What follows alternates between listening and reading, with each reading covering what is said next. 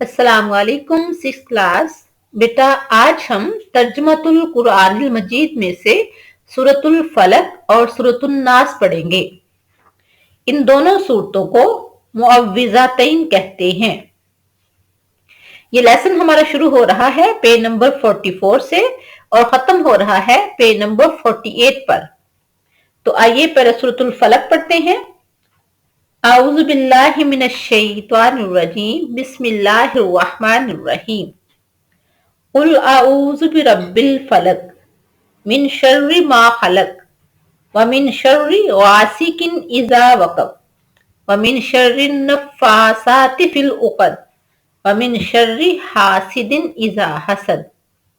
अब सूरतुन नास पढ़ते हैं। बिस्मिल्लाहिर रहमानिर रहीम। कुल आऊज़ु बिरब्बिन नास, मलिकिन नास, इलाहिन नास, मिन शर्रिल वस्वासिल खन्नास, अल्लज़ी युवस्विसु फी सुदूरिन नास, मिनल जिन्नति वन्नास। तो अब हम करते हैं इसके मुख्तसर सवालात। क्वेश्चन नंबर 1, कुरान मजीद की आखिरी दो सूरतों को मुअव्विज़ातैन क्यों कहा जाता है? तो आंसर है कुरान मजीद की आखिरी दो सूरतें सूरतुल फलक और सूरतुल नास हैं। इन्हें मुअव्विज़ातैन यानी दो पनाह देने वाली सूरतें कहा जाता है। इन सूरतों के जरिए हम अल्लाह ताला की पनाह चाहते हैं। क्वेश्चन नंबर 2, मुअव्विज़ातैन का मरकजी ख्याल लिखें। तो आंसर है मुअव्विज़ातैन का मरकजी ख्याल अल्लाह ताला के रब होने का ऐलान और नुकसानदेह चीजों से पनाह मांगने का तरीका सिखाना है।